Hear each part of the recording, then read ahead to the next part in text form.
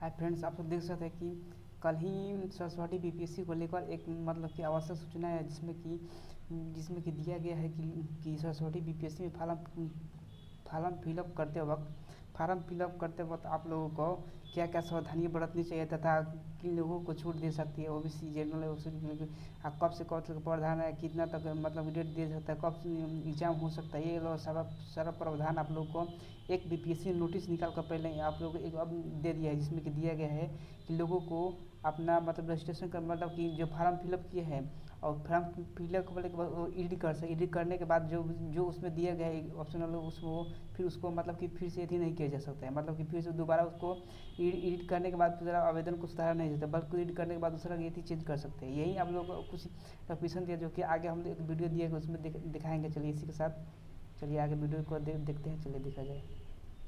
नमस्कार साथियों, SP judicial classes में welcome to SP judicial classes, जो कि कल ही बीपीएससी बिहार लोक सेवा द्वारा एक दिया गया है नोटिस आवश्यक सूचना, जिसमें दिया गया है कि जो कि सरस्वती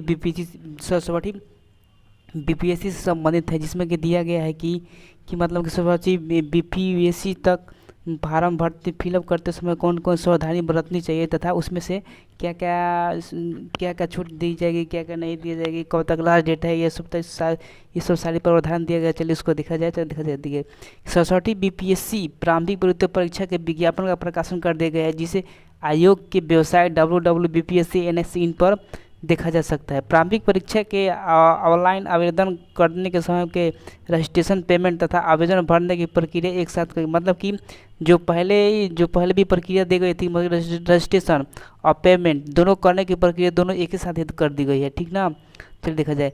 उक्त परीक्षा माह दिसंबर 2021 को उदाहरण में प्रवेश की मतलब कि जो सरस्वती बीपीएससी का एग्ज़ाम है जो पीटी का, वो दिसंबर के 2021 में मतलब संभावित किए गए तिथि के मतलब संभावित तिथि उसी महीने में हो सकता है।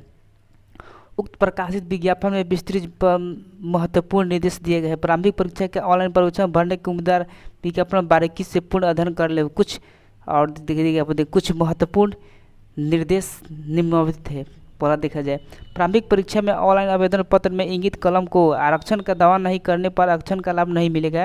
आरक्षण के लिए उम्मीदवार को अस्थायी आवासीय प्रमाण पत्र प्रस्तुत करना अनिवार्य होगा। दो में महत्वपूर्ण नोटिस दो में देखा जाए, ऑनलाइन आवेदन भरते समय उसके पास आरक्षण कोटि के अनुरूप सक्षम प्राधिकार से निर्गत प्रमाण पत्र का होना आवश्यक होगा। किसी प्रकार की त्रुटि होने पर आरक्षण का दावा मान्य नहीं होगा।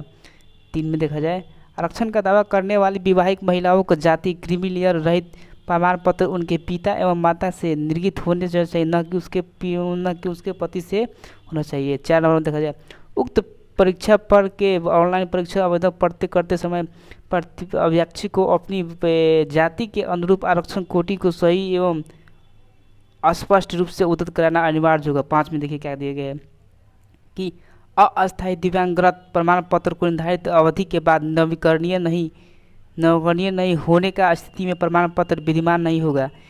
बिहार राज्य के भूतपूर्व स्वतंत्रता सेनानी के पोता पोती नाता नातिन होने का दावा करने वाले को समान प्रशासन विभाग के पत्र संख्या 11/6/87 दिनांक 30/8 से संचालन पत्र में सक्षम प्राधिकार द्वारा नियमित किया जाएगा के रूप में होना चाहिए।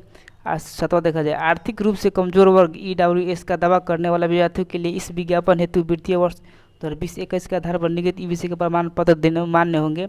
8वां में, निर्गत अधिकतम उम्र सीमा के छूट का दावा करने वाले अभ्यर्थियों को सामान्य के लगभग अधिक उम्र सीमा को छूट संबंधी मूल प्रमाण पत्र का अनिवार्य करना होगा। सभी वांछित प्रमाण पत्र प्रारंभिक परीक्षा के लिए ऑनलाइन आवेदन भरने के अंतिम तिथि के पूर्व का होना आवश्यक है। आवेदन की अंतिम तिथि के पश्चात निर्गत प्रमाण पत्र मान्य नहीं होगा। 10 नंबर में क्या दिया गया, चल देखा जाए, आवेदन को प्रारंभिक परीक्षा के ऑनलाइन आवेदन करने की अंतिम तिथि तक समान प्राप्त विश्वविद्यालय से स्नातक तथा समतुल्य परीक्षा में उत्तीर्ण होना अनिवार्य है। इससे संबंधित प्रमाण पत्र औपचारिक प्रमाण पत्र मुख्य के आवेदन की तिथि के पूर्व का निर्गत होना चाहिए। कि 11 में क्या देखिए, प्रारंभिक परीक्षा हेतु ऑनलाइन आवेदन भरते समय मुख्य परीक्षा के लिए वैकल्पिक विषय एवं सभी भाषांतर विषयों के उत्तर के लिए 3 भाषाओं में से किसी एक का चयन करना होता है, अनिवार्य होता है। उसमें किसी प्रकार का प्रावधान नहीं, मतलब कि अब पीटी के एग्जाम के लिए फार्म फिलअप करते समय आपको तीनों सब्जेक्ट में से किसी एक सब्जेक्ट को चूज करना होता है, भाषा लैंग्वेज जिस लैंग्वेज में आप एग्जाम देना चाहते हैं। बढ़ावा देखिए, प्रारंभिक परीक्षा के ऑनलाइन आवेदन में की गई पुष्टि को आवेदन भरने की अंतिम तिथि के बाद 10 दिनों तक एडिट कर सकते हैं। एडिट करने की अवधि के पश्चात सुधार हेतु कोई आवेदन मतलब कि मतलब कि और अगर आप फॉर्म फिलअप करें प्रारंभिक परीक्षा के लिए तो उसमें से आप आवेदन को एडिट कर सकते हैं, मगर उसमें से कोई सुधार आपको नहीं हो सकता है।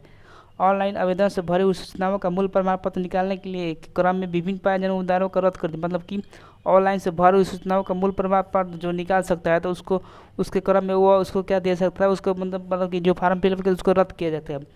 संयुक्त निदेशक बिहार लोक सेवा और हमारे चैनल को सब्सक्राइब करते हैं इस फिजिकल क्लासेस को, और आप लोगों को तुरंत ही लाइव क्लासेस आएंगे कुछ दिनों के बाद, जो कि आपका चैनल को बनाई जा रहा है। और इसी के साथ धन्यवाद।